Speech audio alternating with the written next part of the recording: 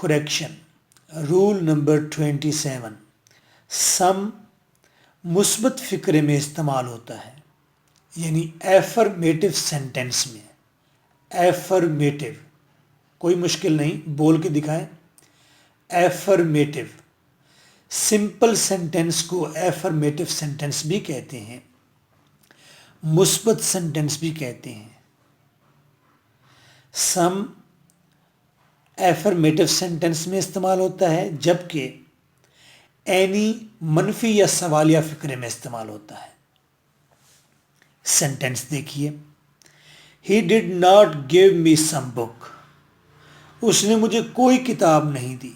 Sentence खुद आपको sense देता है कि यार यहां पर कोई का जिक्र होना चाहिए, कुछ का नहीं होना चाहिए.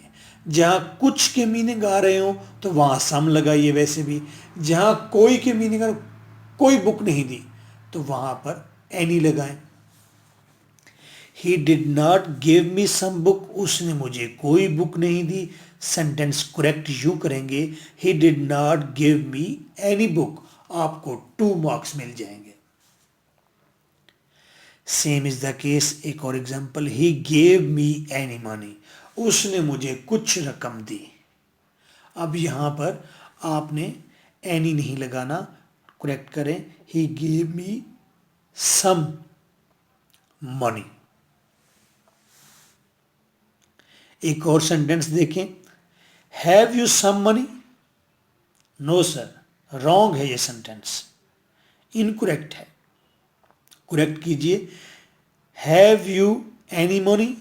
क्या तुम्हारे पास कोई रकम है तुम्हारे पॉकेट में? हम तो स्टूडेंट हैं, हमारे पास तो कोई रकम नहीं है.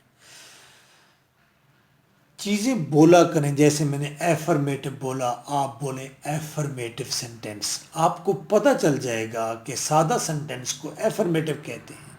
तो आप दूसरों से बेटर होते जाएंगे. जैसे जैसे आप टर्म सीखते जाएंगे, बेटर होते जाएंगे, उस्ताद होते जाएंगे. मैं उस्ताद बनाता हूँ.